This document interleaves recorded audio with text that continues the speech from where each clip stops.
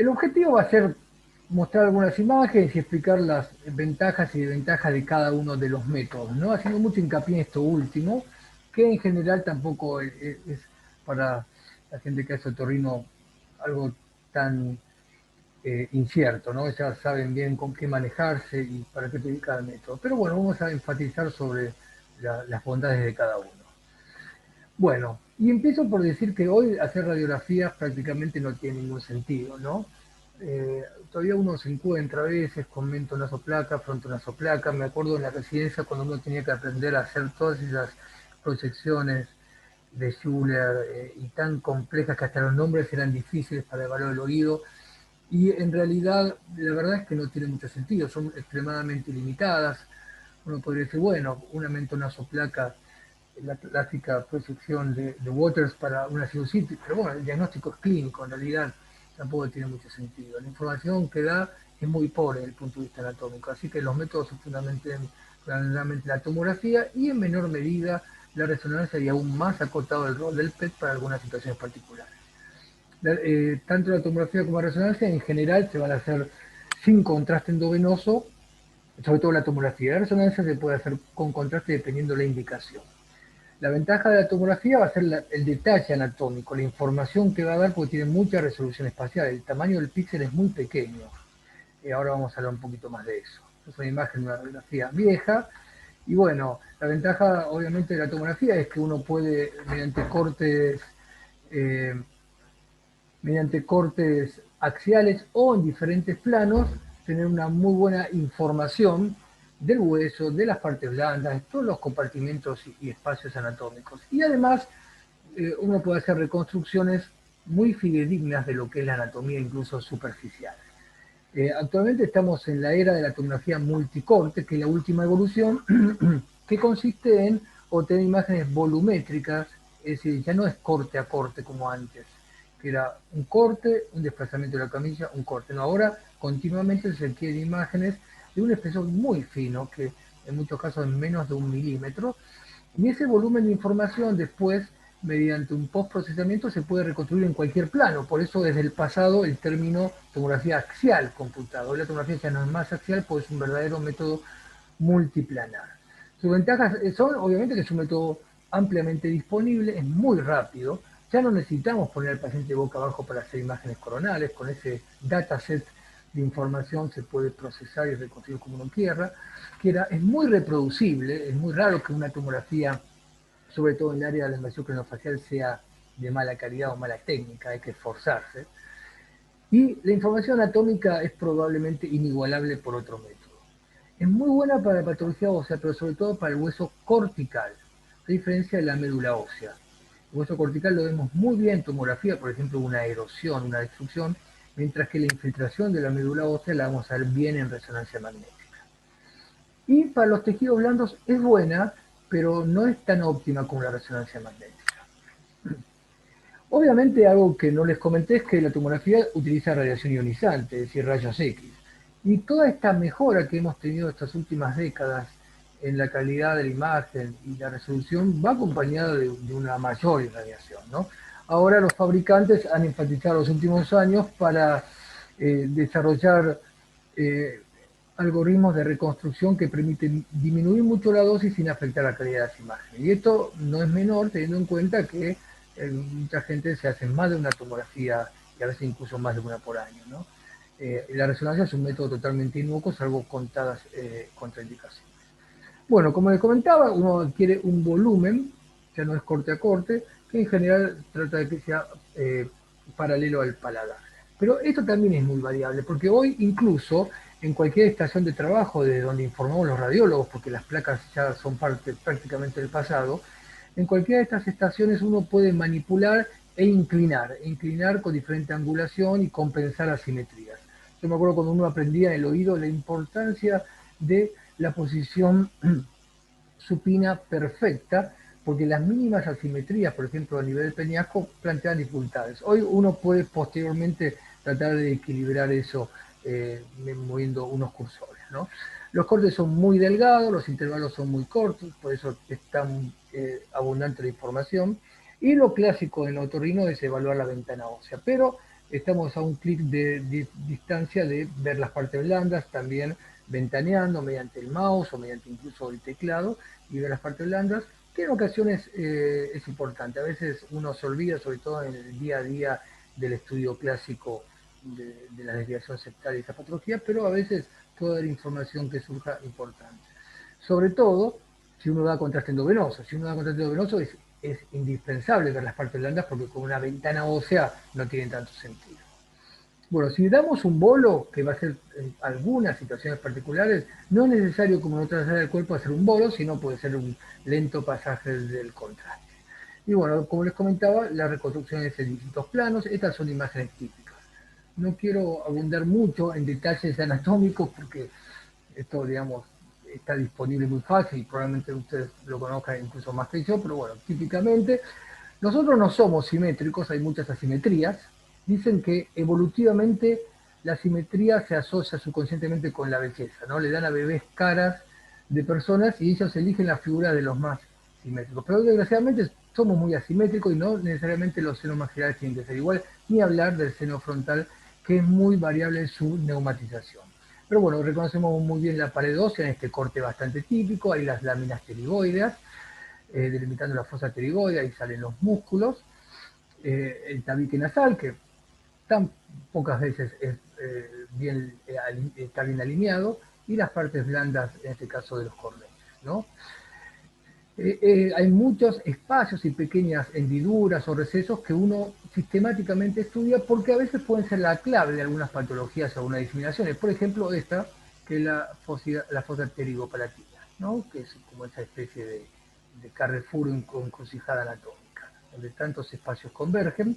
Esta es una ventana ósea, por lo tanto, los tejidos blandos uno no los puede discriminar, pero aún así todo podemos ver la densidad típica de la grasa, que es muy oscura, los rayos X se atenúan poco ante la grasa y es una especie de contraste natural, y en este caso acá los músculos, la región infratemporal, los músculos pterigoides, la luz del cabum, con diferentes densidades, densidad de partes blandas. Ahí podemos ver el canal infraorbitario, y ahí podemos ver algunos de los músculos de la mímica, se hace un corte más cefálico, donde vemos las células etmoidales, vemos, obviamente no vemos con detalle los elementos anatómicos de las órbitas por la ventana, el efenoides, vemos el canal donde transcurre la carótida y ya las fosas temporales, y finalmente el seno frontal, en esta imagen coronal típica y tan clave eh, para la patología diaria, vemos el drenaje de los senos maxilares a través de este infundíbulo que termina en el complejo osteonatal, y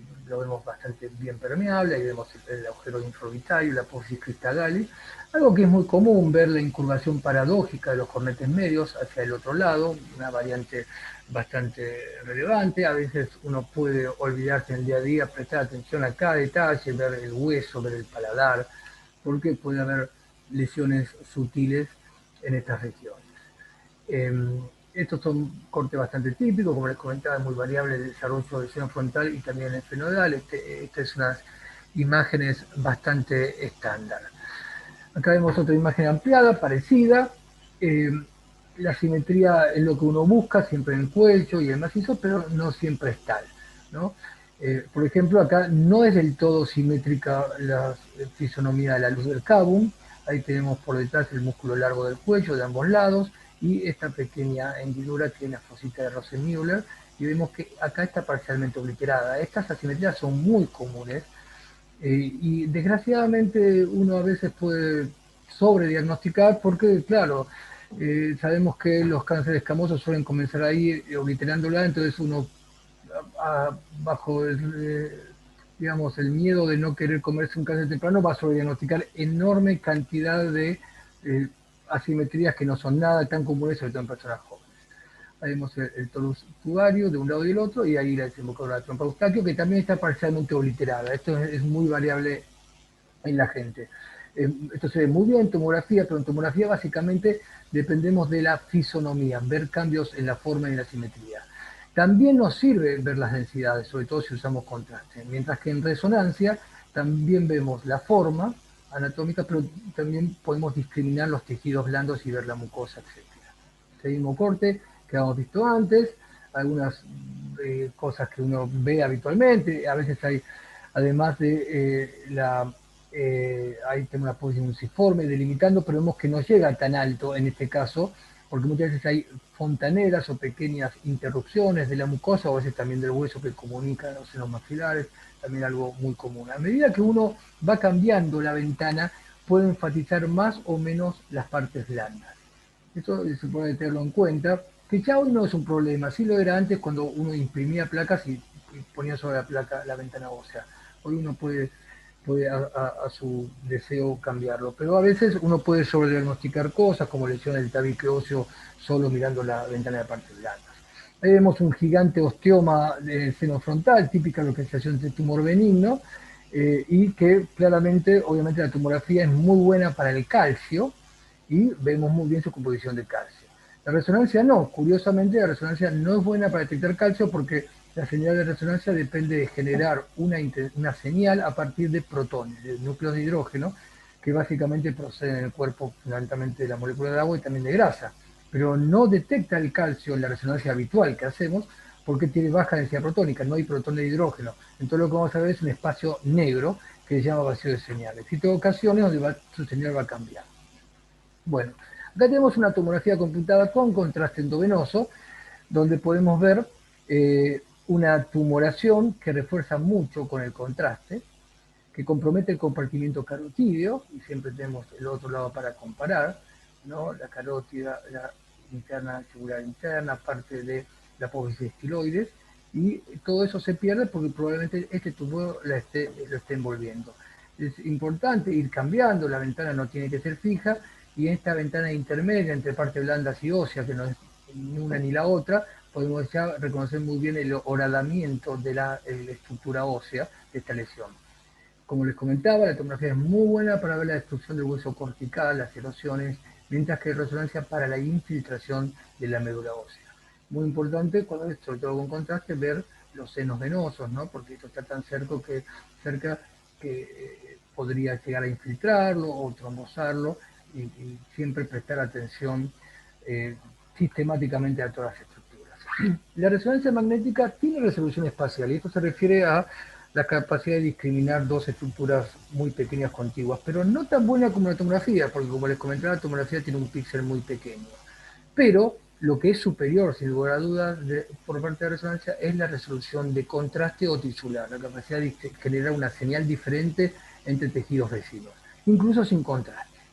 Por eso es muy buena, por ejemplo, para el cuello, para ver lesiones en el piso de boca o en la lengua, incluso, como les comentaba, sin contraste. Además, hay muchas secuencias, y cada una de las secuencias explora una diferente propiedad física o a veces química de los tejidos. Entonces, en cierta forma se puede parecer a veces a un panel inmunohistoquímica, porque viendo el T1, el T2, la secuencia de difusión, las imágenes post contraste, sin con supresión grasa, toda esa complejidad que le da la versatilidad de la resonancia, permite tener una óptica diferente y entre todo facilita más el rompecabezas.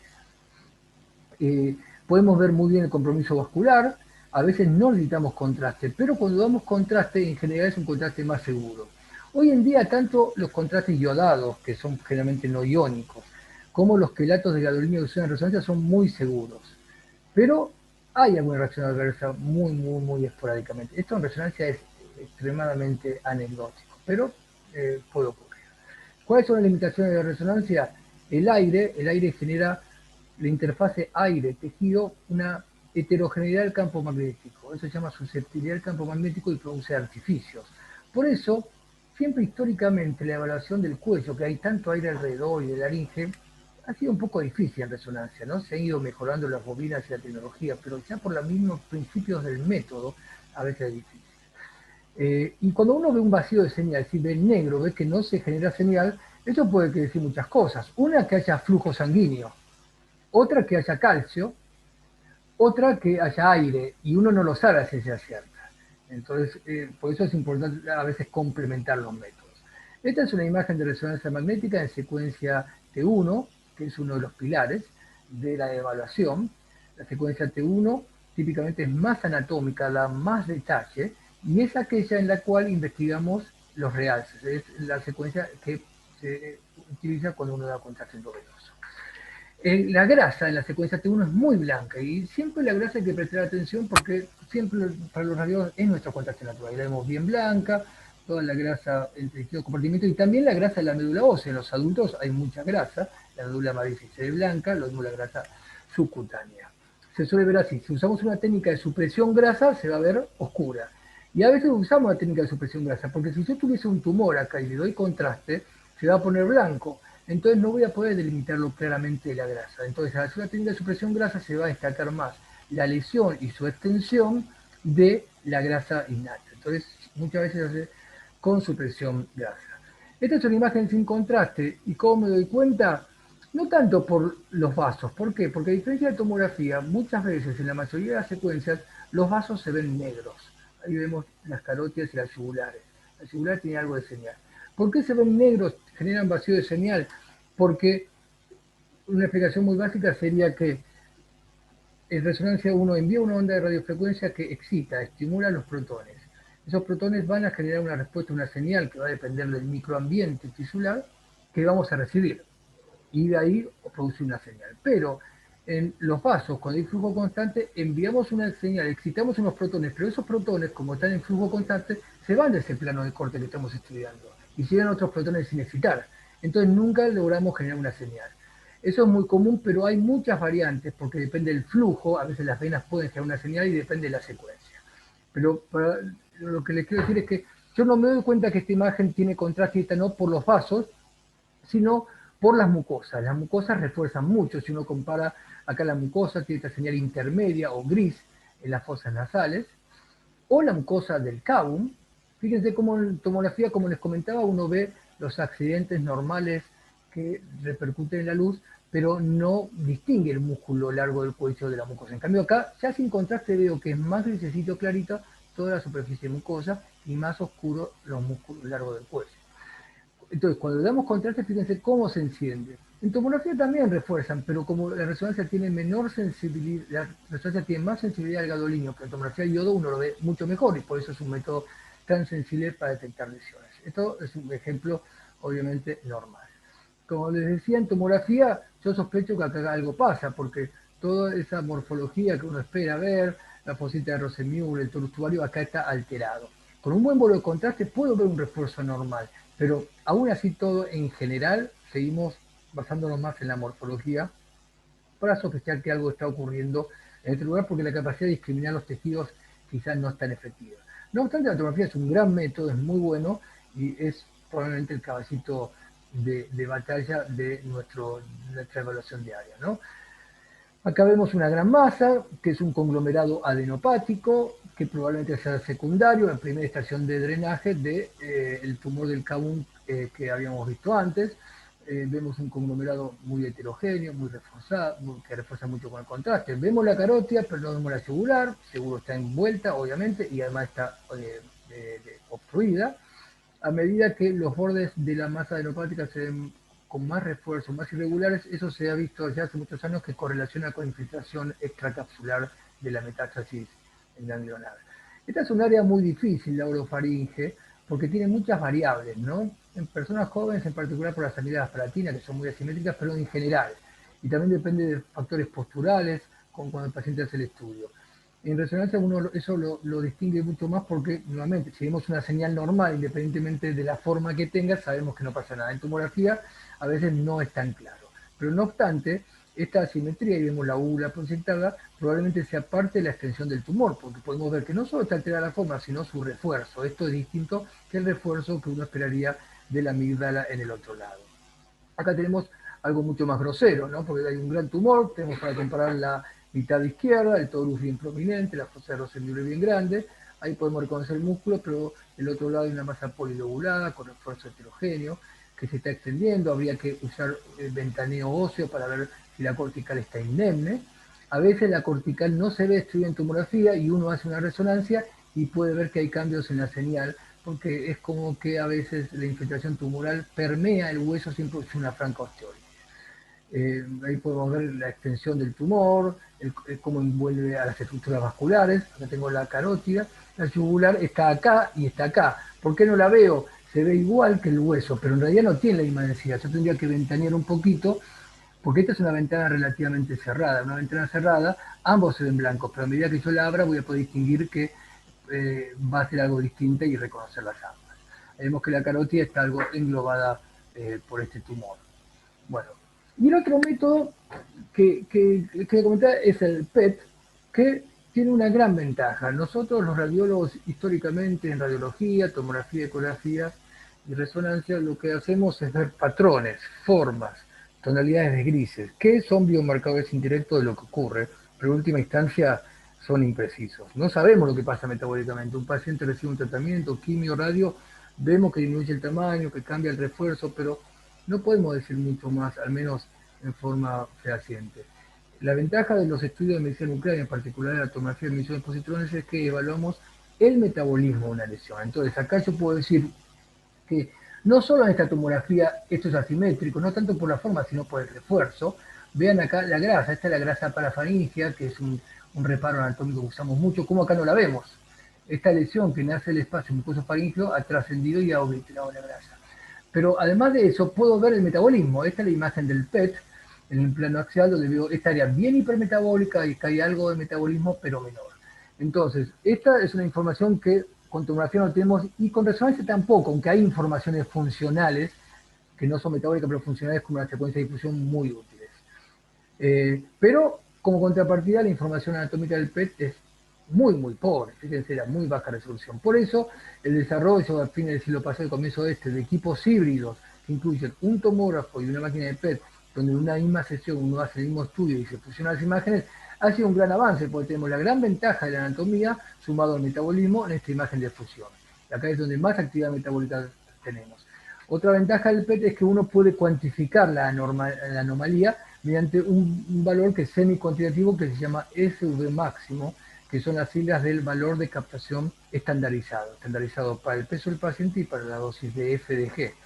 Entonces, esta área tiene probablemente un SV máximo mucho más alto que esta.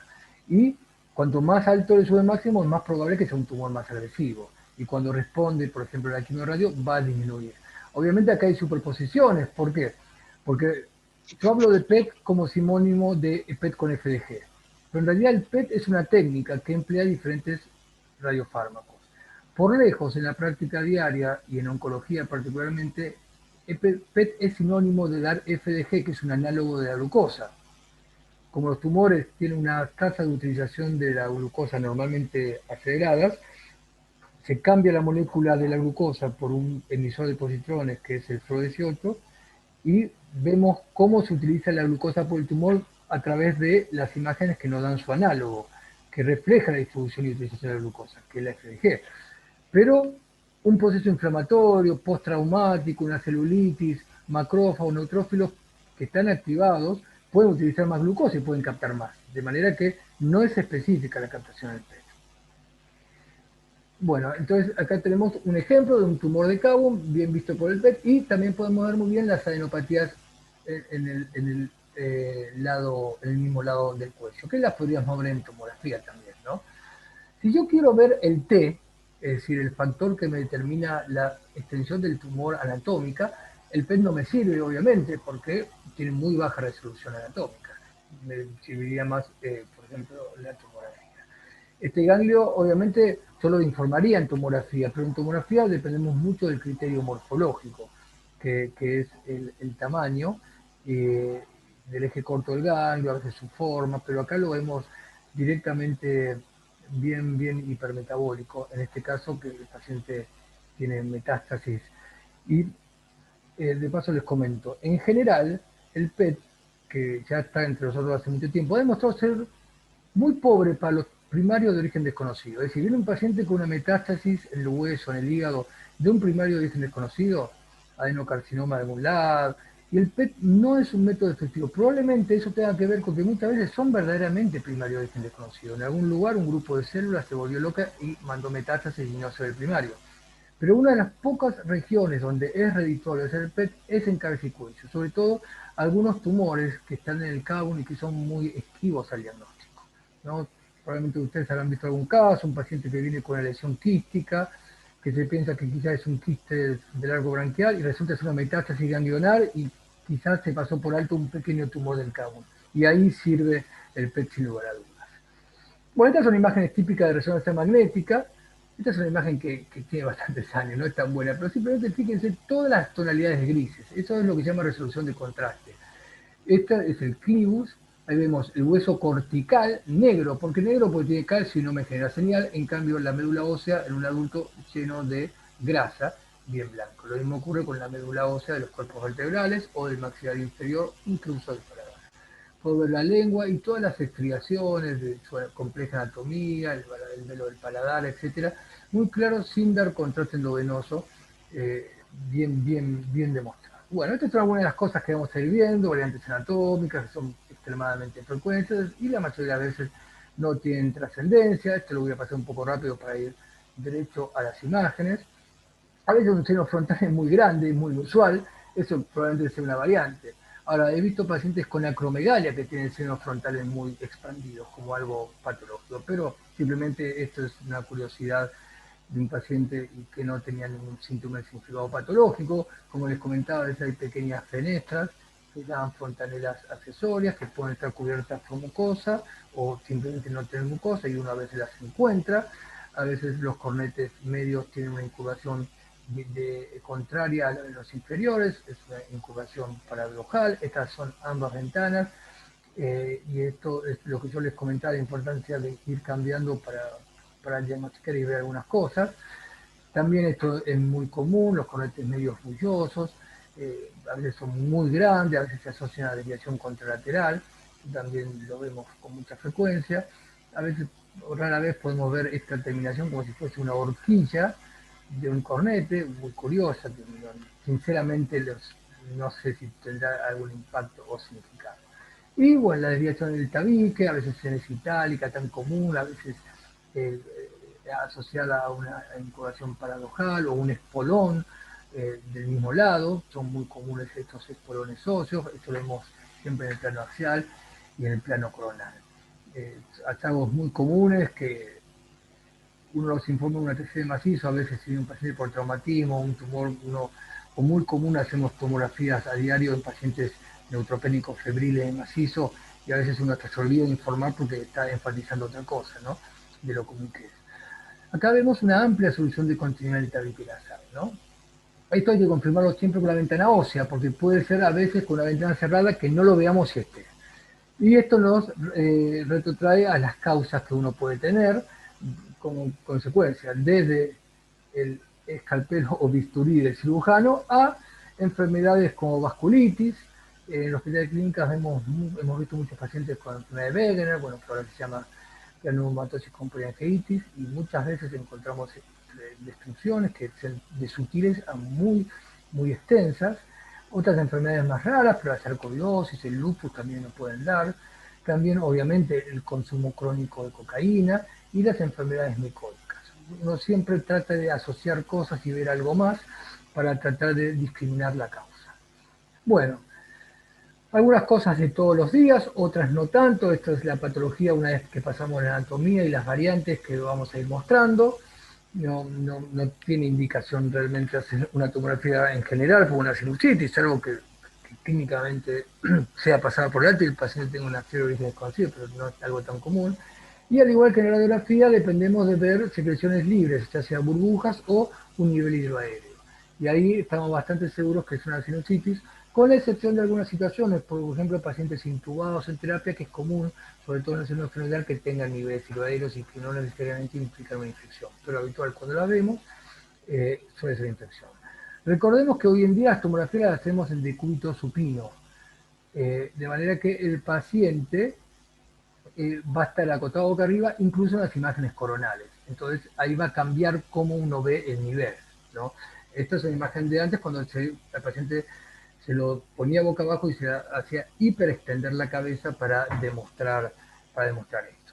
Ahí vemos un engrosamiento concéntrico, difuso, típico perimetral de la mucosa del seno.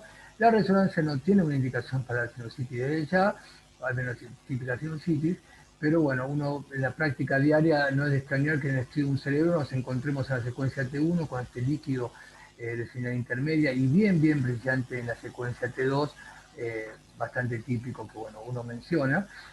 Pero vean cómo, si bien como yo les comentaba en resonancia puedo discriminar muchas más tonalidades, la idea de anatomía no es muy clara, cuesta, ¿no?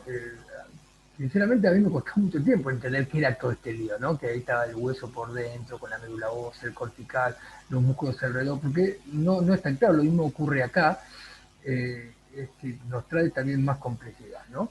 A veces podemos ver como esta secuencia T2, algunas burbujas aéreas, el engrosamiento mucoso y el engrosamiento mucoso con un líquido más espeso en su interior, ahí se ve muy bien el seno frontal, estas son secuencias T2. En las secuencias T2 el líquido es blanco, ahí vemos los ventrículos o la corteza, y la mayoría de los procesos inflamatorios o tumorales, la mayoría, pero no siempre, se ven con más contenido hídrico, es decir, hiperintenso. Mientras que en T1, el líquido, bueno, acá no lo podemos ver, se ve negro y la mayoría de los procesos se ven oscuros, es decir, la mayoría de las patologías son hipointensas en T1 e hiperintensas en T2, pero hay bastantes variantes en esto y después se las comentaré. Fíjense cómo acá estaba hasta neumatizada la apófisis pterigoide y tiene inflamada la mucosa incluso ahí, ¿no? Se puede ver en esta secuencia. Bueno, a veces vemos pacientes que vienen con exoftálmos, entonces nos piden una tomografía, cuyo objetivo es esa celulitis orbitaria que ya clínicamente fue diagnosticado, ver hasta dónde se extiende. Y la tomografía es obviamente un método ideal para eso, porque podemos ver si tiene una extensión, como en este caso postseptal, podemos ver, en este caso, confirmar que se originó en etmoides, y claro, es una lámina papilaria tan delgada que a veces permea el proceso inflamatorio hacia el espacio extraconal sin producir una clara osteólisis. Entonces podemos ver todo este proceso de baja densidad. También la tomografía nos permite, en este caso con contraste endovenoso más fácil, ver que este proceso inflamatorio acá tiene menor densidad que acá, porque probablemente tenga licuefacción. Entonces, cuanto menor sea la densidad, más uno aproxima al diagnóstico que tenga una acidificación, a diferencia de acá que probablemente si uno lo drenara sería un tejido espeso o casi sólido, tipo flemonoso, pero acá lo vemos más líquido. Acá vemos también la ocupación del seno maxilar, del seno tiroidal y del complejo osteometal, a pesar de que no tengo la ventana ósea óptima para aseverar eso. Y acá vemos en el plano coronal, este es el músculo recto interno, todo este proceso inflamatorio ya intraconal. Este es otro ejemplo, ahí vemos la exoftalmia. El conducto nasolacrimal está bien de un lado y del otro, pero vemos algo de inflamación, tumefacción del lado medial, y especialmente en el lado lateral, ¿no? Vemos ahí como hay una infiltración inflamatoria, como la grasa empieza a tener estas espículas, un poco sucias, y esto es muy sutil quizá, pero si uno ve, también que no está simétrico, puede ser no posicionado, está bastante bien posicionado, probablemente por el mismo exoftalmos, pero no tengo para comparar el músculo recto externo del otro lado, pero en este caso está engrosado en forma fusiforme y nuevamente la grasa de ese aliado nuestro está sucia acá. Quiere decir que acá tiene una extensión postseptal de este proceso inflamatorio. No solo eso, sino que si uno mira, acá tenemos el vítreo, tenemos el cristalino y vemos por detrás de la circunferencia posterior que la grasa está sucia. Es decir, acá hay probablemente una endoftalmitis o alguna extensión intraorbitaria, porque tendría que ser inmaculada la grasa acá. Ver a lo sumo algún vaso, el nervio óptico y nada más. Y fíjense cómo la transición del contorno globular a la grasa está sucia, a diferencia de este lado, a pesar que no es el mismo nivel de corte, ¿no? Bueno, otra cosa que uno ve con bastante frecuencia y que quizá ha padecido también es la visita al odontólogo que termina después con secreciones recurrentes y procesos inflamatorios. Acá vemos el engrosamiento en la mucosa de un lado y del otro, pero en el otro lado vemos una amplia solución de continuidad en el contorno óseo y que acá falta una pieza molar, evidentemente una lesión ósea que uno puede delimitar, medir, ver hasta dónde se extiende y demás, además de tipificar en el caso de que uno use una ventana de partelada y contraste ante la sospecha de un absceso, ver si hay una liquefacción. Porque incluso con esta ventana ósea uno se anima a decir que los tejidos blandos de acá están un poquito más infiltrados que de este lado, ¿no? Como si hubiese el proceso inflamatorio ha trascendido específicamente ese límite. La tomografía es muy buena para el aire, la resonancia lo puede ver, pero ya les comentaba que es vacío de señal y quizás algo tan simple como eso no lo podemos distinguir del calcio. Acá tenemos un proceso, una ocupación del seno difusa de todas las celdillas etmoidales, una secreciones libres con burbuja aérea y toda una tumefacción que es fundamentalmente extraconal, que hace que uno no pueda delimitar muy bien. Probablemente todo esto sea la explosión inflamatoria y esto sea el músculo recto superior y el lateral desplazados y engrosados. En este corte que acá pasa a un nivel distinto del globo ocular, porque probablemente el globo ocular esté desplazado hacia adelante por toda esta celulitis que es claramente poseptal, como lo podemos ver. Todo este aumento de la densidad de la grasa tiene que ver con celulitis. No vemos áreas claras de liquefacción, a pesar de que esta tomografía es con contraste. No me voy a dar cuenta en la diferencia con la resonancia, porque uno no va a notar ese refuerzo, ¿no? En la mucosa y todo el proceso. Pero podemos ver estas burbujas aéreas, cómo hay sea aire, y este aire no está vinculado a ningún procedimiento, ningún drenaje. Evidentemente esta infección ha producido gas y de alguna manera ha traspuesto el límite de la calota. Los quistes son muy comunes y en general son distintos a los pólipos porque son más redondeados en general y tienen baja densidad, sobre todo en resonancia. Todos los días vemos quistes de retención mucosa generalmente, muchas veces en pacientes alérgicos, y bueno, no plantean grandes dificultades. A veces, muy rara vez, puede un quiste grande, muy grande que ocupe todo, pero nunca vamos a ver que hay un remodelamiento o una destrucción ósea. Eso sería muy raro. Este es otro quiste que de vez en cuando uno ve que está en la línea media, y a diferencia de los ganglios de Rouvier, no está, retrofaringeo no está en costado, sino en línea media, que es el quiste de Thornwald, que está en la luz del Caun en la línea media. A veces es un quiste que no tiene una densidad típicamente de líquido fluido como el agua, bien oscura, porque puede tener un líquido proteináceo que aumenta su densidad y también lo puede cambiar en resonancia magnética. Esto es un quiste grande que ocupa casi todo el seno maxilar izquierdo en resonancia magnética. Esto es una secuencia T2, por eso el contenido líquido lo vemos bien blanco.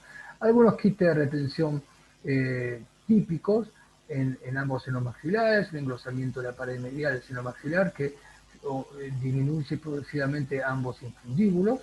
Esto es moneda corriente. Acá tenemos engrosamiento mucoso, acá es un poquito más difícil decir si es un pólipo o un quiste, además coexiste muchas veces, quizás si podemos aumentar en la parte blanda vamos a ver que el quiste es más oscuro, pero en este caso tenemos una sinusitis que ocupa todo el seno, probablemente una sinusitis porque me da duda si acá no hay aire por una secreciones libres, no estoy del todo seguro, pero bueno, acá hay una solución continua hacia todo, una extensión continua hacia toda la fosa nasal seno maxilar.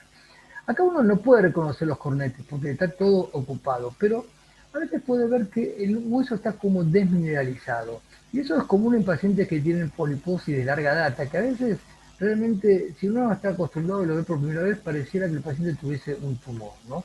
Pueden ser muy, muy extensas. Acá fíjense, toda la fosa nasal, acá de la cona se ocupa y se ocupa todo el seno maxilar. También el seno, el cabo, acá el seno maxilar. Siempre hay que prestar atención, que no haya destrucción ósea, que las fosas estén bien, y la fosa retromaxilar. Hipertrofia del cabo en este paciente con una poliposis en paciente joven. Y típicamente uno ve a veces estas imágenes polilobuladas que se prolongan, que tienen como densidad de tejidos blandos, y como les comentaba, pueden simular ser tumores. De hecho, uno puede apreciar que en este lado hay una asimetría, este seno maxilar está expandido. Y esto no es una asimetría probablemente constitucional o propia del paciente, porque generalmente cuando uno puede ver más hipoplasia, pero no que uno crezca tanto. Quiere decir que esto lleva su tiempo y ha ido remodelando y expandiendo esta cavidad sinusal, como uno puede ver, que es bastante típico de las poliposis. A veces en las poliposis sirve cambiar la ventana, porque uno puede ver estas áreas hiperdensas, y esto es sin contraste. Si uno ve áreas hiperdensas, espontáneamente puede ser sangrado, tipo traumatismo, pero a veces pueden ser micosis. Los hongos que sobreinfectan poliposis, o a veces los hongos en pacientes alérgicos o ni hablar de neutropénicos, pueden tener estas áreas hiperdensas que se han correlacionado anatopatológicamente con sulfato ferroso y determinados compuestos químicos que hay en estas masas fúngicas. Pero también les debo decir que en ocasiones las poliposis tienen áreas hiperdensas sin ser infección micótica, porque a medida que se desecan y deshidratan con el tiempo, se compacta el material y al deshidratarse se hace bien hiperdenso. Al igual que un coágulo se retrae y se ve hiperdenso, bueno, podría ser una explicación parecida. Esta es una poliposis rinoceronosal que ocupamos en los maxilares, todas las fosas nasales, el cándido isquioide tiene estas áreas hiperdensas y lo que les comentaba, como hasta uno podría pensar que acá tiene osteólisis, porque en algunos lugares el hueso se hace fino hasta el grado de casi no verse, ¿no? Y eso es bastante característico. Esto es en resonancia, que como les dije no es una indicación, secuencia T1, secuencia T2, pero lo que nos permite es diferenciar, nuevamente gracias a una mayor resolución de contraste, el líquido, el fluido o secreción del líquido sólido propio de la poliposis, que en resonancia uno no los discrimina, en tomografía en general no discriminaría, ¿no? En resonancia vemos mucha heterogeneidad.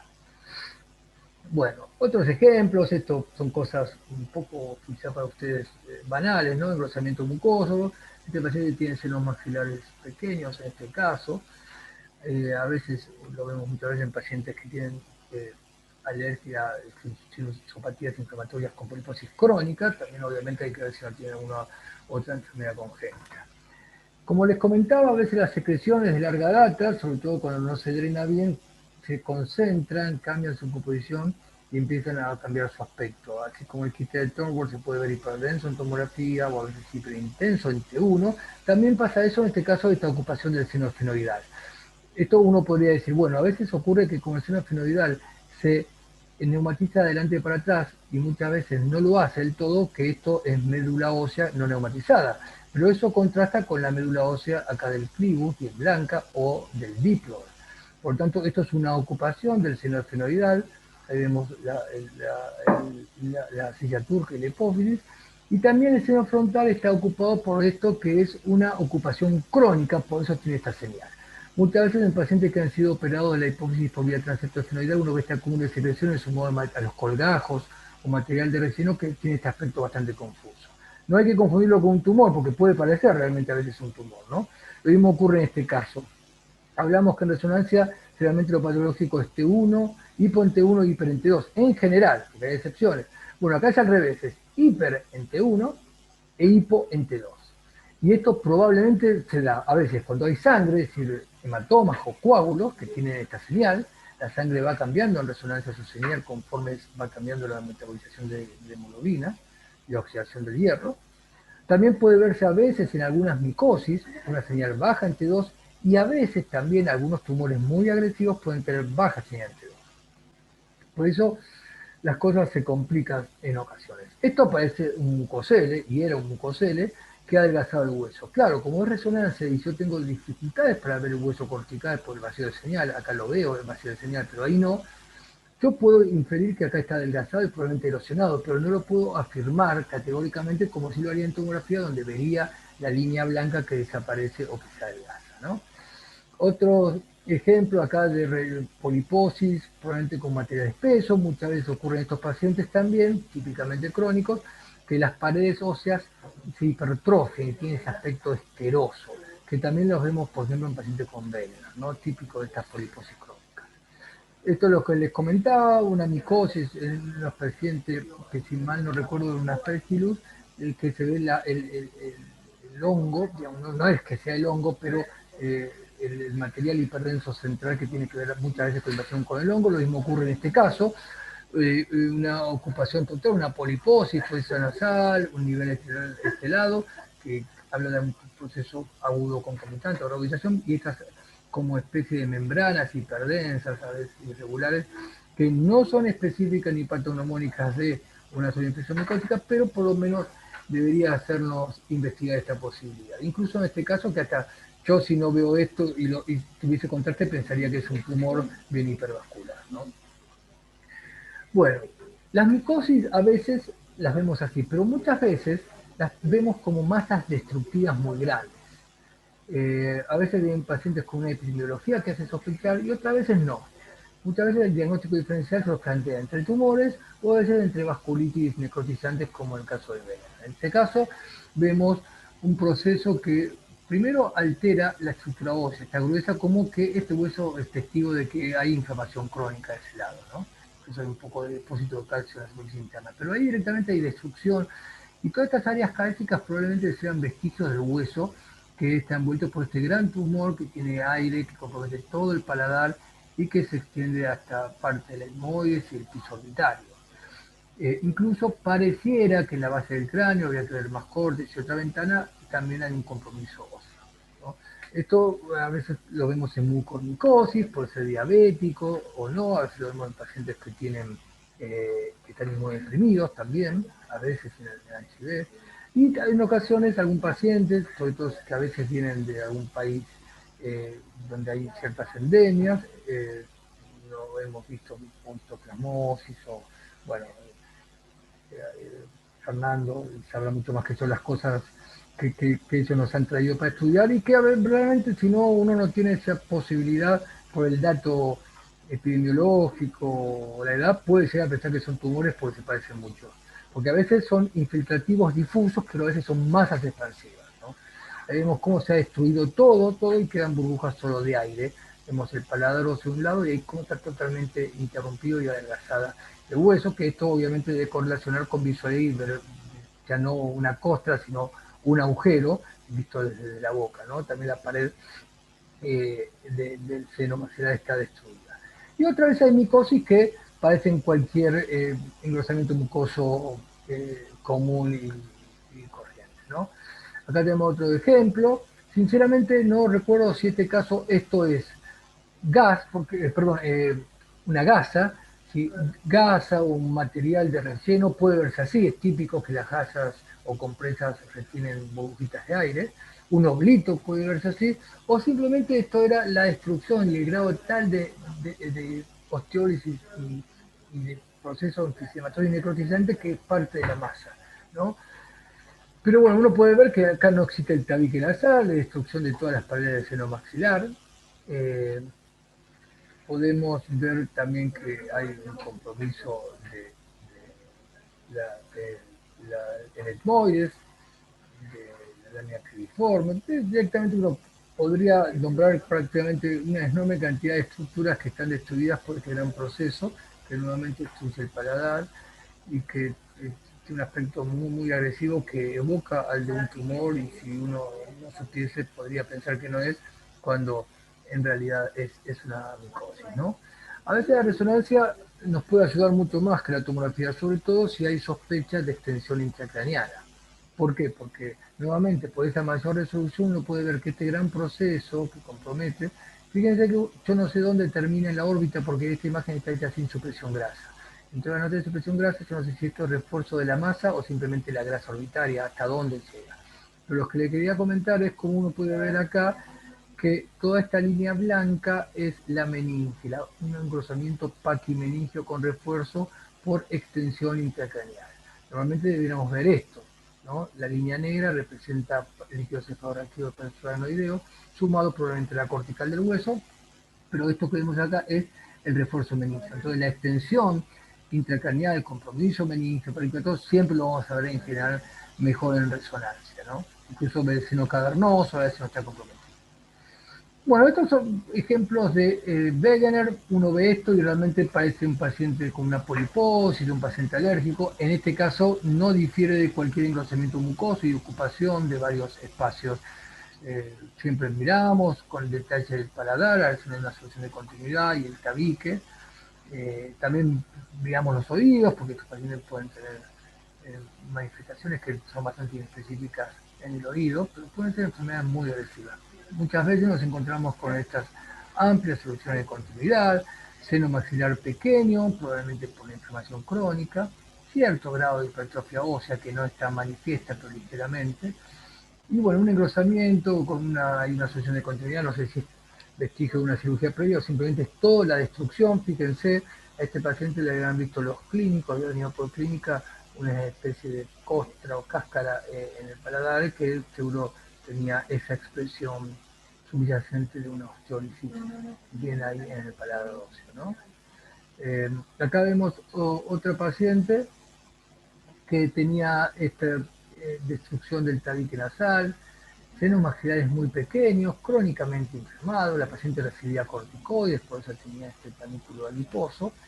La paciente tenía otra enfermedad que era una policolitis recidivante que le había dado un gran pseudotumor inflamatorio y lo que más me importa de esta imagen es ver cómo, acá uno puede ver que las fosas trígopalatinas están expandidas y están ocupadas. Uno esperaría ver a lo sumo un puntito de una estructura vascular o la grasa, como acá, pero todo este proceso de densidad de parte blanda es parte del proceso inflamatorio, porque a veces uno ve esto, lo mismo ocurre con el linfoma, que se va extendiendo siguiendo todos los vericuetos y espacios y ocupando, pero incluso sin grandes masas, ¿no? Lo mismo ocurre con el carcinoma adenoide quístico, que no, sin dar una gran masa se va metiendo por todos los huecos, detalles y digamos, pasajes anatómicos y puede ser sutil, porque esto es muy obvio para el radiólogo, pero esto si uno no lo busca se lo puede pasar por alto, ¿no? Y sabemos que la ocupación de este lugar es la vía, el acceso a distintos otros compartimientos y como esto, por ejemplo, en la órbita, ¿no? Es muy común que la inflamación crónica nos termine con senos muy pequeños, ¿no? Tremendamente pequeños, que se ha hundido la pared anterior como si hubiera tenido una cirugía, una sinusotomía, ¿no? Pero simplemente esto es crónico, se ha retraído, muy, muy pequeños, en pacientes que cuando uno les pregunta tienen estos antecedentes. Bueno, algo que uno no ve con tanta frecuencia son los mucoceles. Probablemente ustedes los vean más porque, bueno, lo van a ver, ¿no? Pero el día a día del imagenólogo no es tan común. Y también parecen lesiones osteolíticas porque se ve un seno, más frecuentemente frontal, aumento de volumen, con un adelgazamiento óseo, a veces muy adelgazado el hueso. Es muy típico. Raro, pero pueden ocurrir en el seno maxilar, un diagnóstico diferencial con un tumor quístico, por ejemplo, o con un quiste odontógeno que crezca desde abajo. A veces, como en este caso, podemos ver muy claramente la interrupción del hueso cortical, como ya da sensación que el hueso no lo pudo contener más, ¿no? Lo mismo ocurre acá, en el etmoides, son muy típicos y tiene una densidad que no es líquida. El vitrio tiene una densidad baja, si bien no es un líquido puro.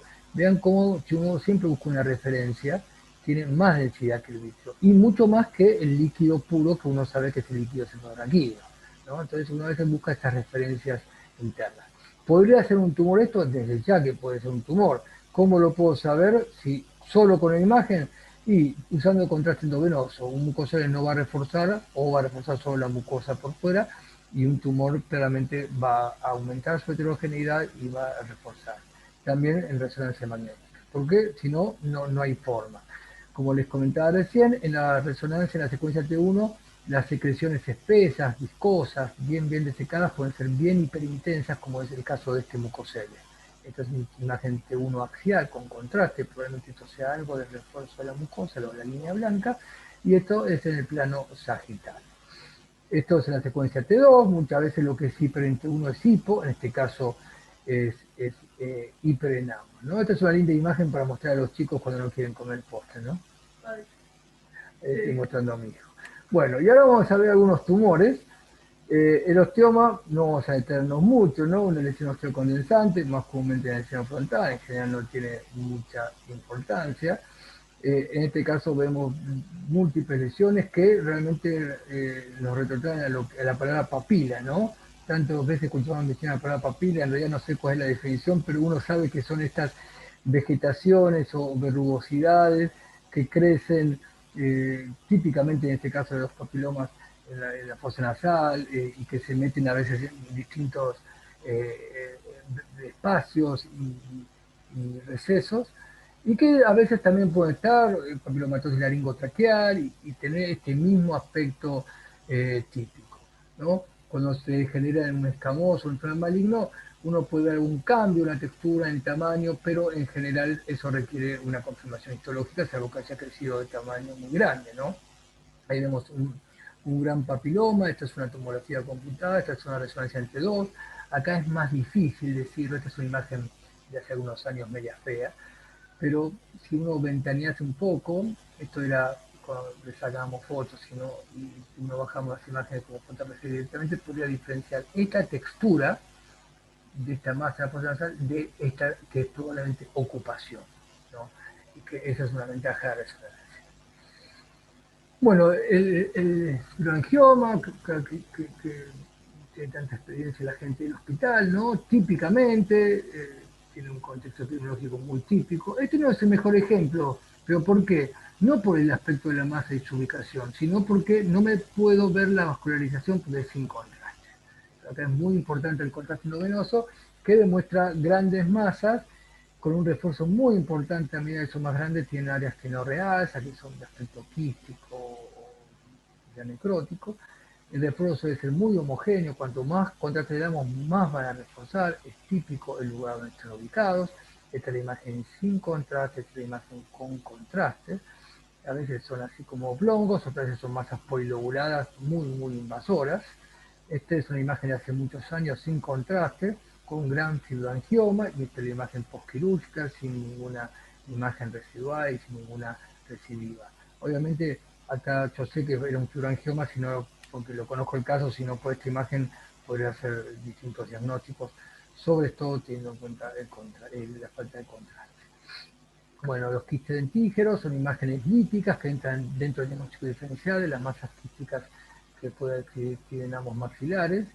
En mi experiencia, cuando un otorrino envía a un paciente con una sospecha, o lo ven, tienen buen ojo para hacer estos diagnósticos, porque a veces el radiólogo se encamina con varios diagnósticos diferenciales y puede pensar cosas exóticas, ¿no? Bueno, y dentro de los malignos, la verdad es que todos se parecen mucho, aunque hay algunas características diferenciales, ya sea por la edad, el radiomiosarcoma, por el aspecto de crecimiento, el linfoma, o por su forma de crecimiento, el carcinoma adenoide, ¿no?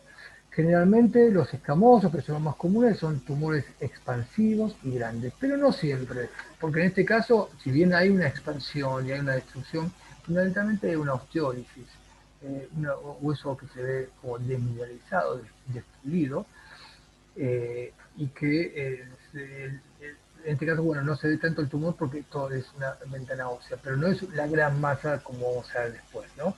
En este caso, simplemente vemos el engrosamiento mucoso y no podemos decir mucho más en esta imagen. Esto quizás es más típico, a veces crecen exofíticamente hacia afuera, como una gran masa, densidad de partes blandas. Todo esto tiene otra densidad y probablemente sea secreciones y burbujas aéreas. El hueso muchas veces lo destruye totalmente y pasa a través del mismo. Ahí tenemos un gran tumor ocupando, heterogéneo, muy importante el contraste para tipificarlo. Este es otro ejemplo de un gran tumor. No hay tantas diferencias entre los adenocarcinomas y escamosos por imágenes para hacer la distinción, eso es puramente histológico. Como les comentaba, además de las micosis, las hemorragias y las infecciones crónicas deshidratadas, a veces algunos tumores muy agresivos pueden exhibir una baja señal en T2 en resonancia, ¿no? Entonces simplemente son tumores y bueno, uno ve su extensión hacia la fosa retromaxilar, vemos que la fosa infratemporal está bien, ya no podemos reconocer la pterigoides sí, pero no la fosa,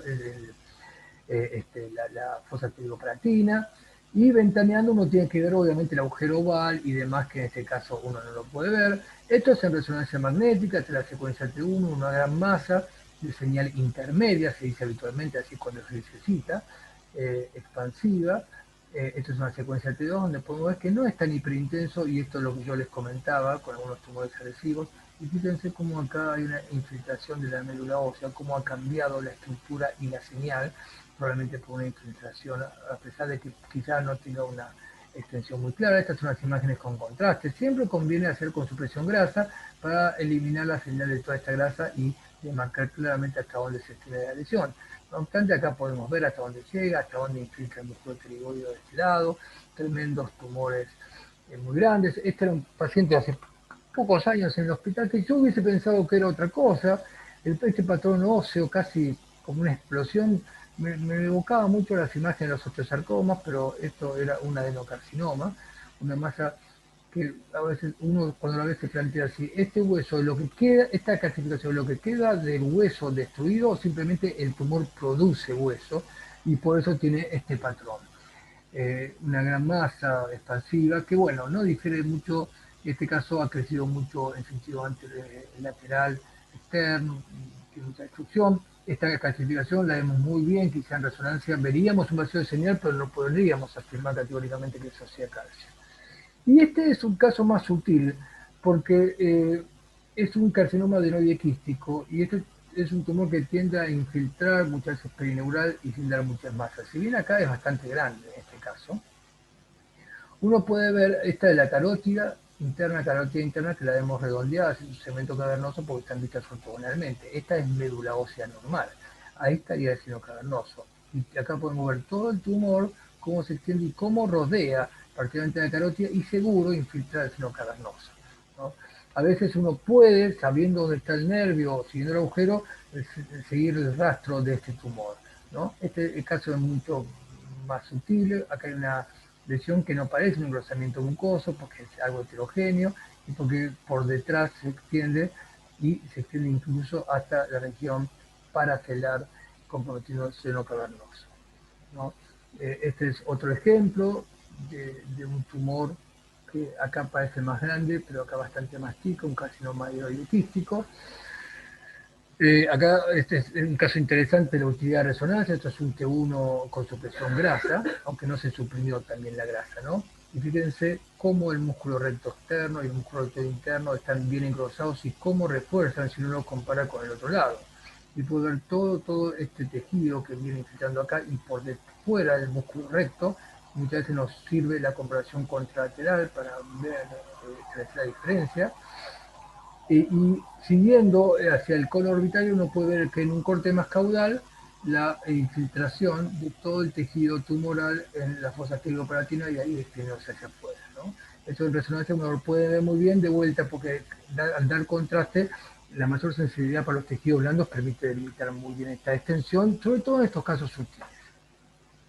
Bueno, cosas que después uno se entera por la histología, un gran tumor destructivo, y la verdad uno acá puede jugar con los diferenciales, pero no cabe duda que el paciente tiene que tener su histología y su tratamiento. En este caso, una curiosidad resulta ser un melanoma. A veces los linfomas pueden tener características típicas, otras veces no. Esto no difiere de otro tipo de lesión de las que estamos viendo agresivas, con destrucción. Fíjense cómo podemos ver áreas más densas, más hipodensas, que esto es fluido retenido. Acá hay cierto remodelamiento, lo cual habla de que este tumor ha crecido lentamente durante un tiempo.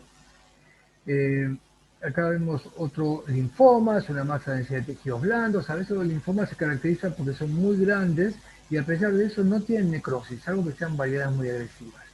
Otra característica es que comparte con el adenoide quístico esa tendencia a infiltrar sin dar grandes masas, el carácter multifocal, y a veces son masas bastante hiperdensas sin contraste en tomografía porque tienen alta relación leucocitoplasmática y alta celularidad.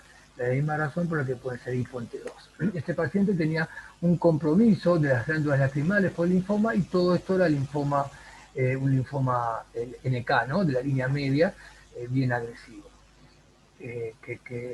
Pero nuevamente, esto es la histología, no tengo muchos elementos. Acá sí es más de linfoma porque tengo un tremendo tumor que ha expandido y crece a través de la fosa nasal hacia afuera, ha remodelado, no produce clara destrucción del hueso, puedo distinguir por este buen bolo de contraste lo que es mucosa engrosada, probablemente de secreciones que tienen simplemente acúmulo por obstrucción.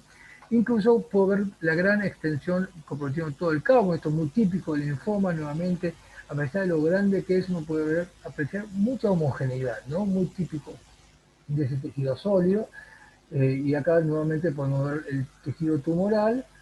Hay algo de destrucción ósea, sin lugar a dudas, pero la diferencia del acúmulo de silicio. Sarcoma, y sobre todo radiomiosarcoma, cuando son pacientes chicos, si uno no los piensa, son grandes masas, muy heterogéneas, que pueden estar en todos estos lugares y que deben ser más, obviamente, expansivas, no son tan infiltrativas. Eh, a veces responden muy bien a la quimio, y otras veces, desgraciadamente, recidivan. Esta es la imagen post-tratamiento, fíjense cómo había mejorado. A veces después del tratamiento, lo mismo ocurre con otros tumores, uno no puede estar seguro si cuánto de esto es tejido cicatrizal o no, ¿no? Obviamente esta ventana decía que no ayuda. Y ahí está el rol del PET también, para distinguir a veces tejido fibroso de recidiva o resto tumoral. También obviamente el contraste ayuda. Este era un paciente hace muchos años, de 27 años, con esta lesión, que la verdad no sabíamos bien qué podía ser, incluso a quien pensaba que era algo infeccioso, y sin embargo resultó ser un rhabdomyosarcoma, no tan común, ya había pasado un poco el rango etario en este caso. Bueno, ya esto es típica lesión ósea, un clásico, ¿no? El ameloblastoma, una lesión quística destructiva con vestigios del hueso en su interior, típica localización. Y las metástasis que no son comunes, las que más hemos visto, tampoco que sean todos los días, ¿no? Pero el carcinoma de células claras puede dar metástasis en el seno, puede dar metástasis en el maxilar, es muy importante ya el diagnóstico, pero ninguna de estas cosas nos exime de la histología, ¿no? A veces los radiólogos nos gusta jugar con los diagnósticos, pero nuestra información acá es dar localización, compromiso de espacio, repercusión de estructuras vitales, estructuras vasculares, seno cavernoso, nervio óptico. Y lo otro, como en este caso podemos decir, una lesión que está en el techo de la fosa nasal, bien expansiva, destructiva, que crece hacia arriba e incluso a veces se asoma hacia la base del cráneo anterior, podemos plantear una extensión neuroblastoma y quizá no nos equivoquemos, pero la verdad que cada vez es menos nuestro trabajo hacer un diagnóstico de ese tipo. Acá vemos la extensión de este neuroblastoma produciendo edema por efecto de masa en el cerebro. Lo mismo este otro, T1, sin contraste, una gran masa que está creciendo hacia arriba, comprimiendo y produciendo edema en la base. Y bueno, para ir terminando, en el PET, acá vemos un gran tumor que ocupa el seno maxilar, se extiende hacia atrás. Nuevamente, acá veo tumor, yo no tengo dudas que esto es un tumor, no me parece una infección. Tampoco me parece un cambio postquirúrgico que a veces puede dificultar, a veces hay unos colgajos cutáneos, musculares que dificultan, pero esto realmente se ve frente a una fea. Pero no mucho más puedo decir. Entonces, gracias al PET puedo decir qué actividad metabólica tiene, en qué lugares no, donde no hay, quizá guiarnos al lugar más productivo para una biopsia. Y sobre todo, al ser un método caro, es útil cuando cambia el manejo. Si no va a cambiar el manejo, tampoco tiene tanto sentido. El PET tiene como su gran bondad el M, la detección de enfermedad a distancia sistémica. No tanto el T, posibilitar resolución espacial, como comentaba, incluso para los ganglios tampoco es la panacea, ¿no?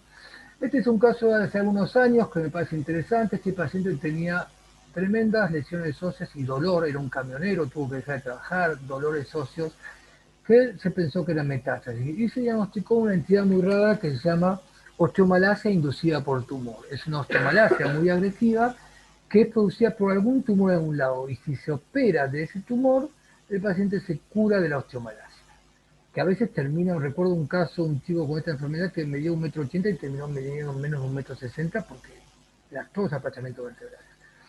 Y resulta que el tumor de este paciente estaba acá. Estaba en la base, muchas veces está en el hueso o está en el macizo craneofacial.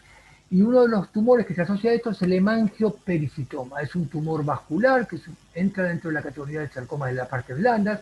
Se puede parecer mucho al angiofibroma, solamente que ocurre en otro grupo etario y no tiene selectividad por los varones.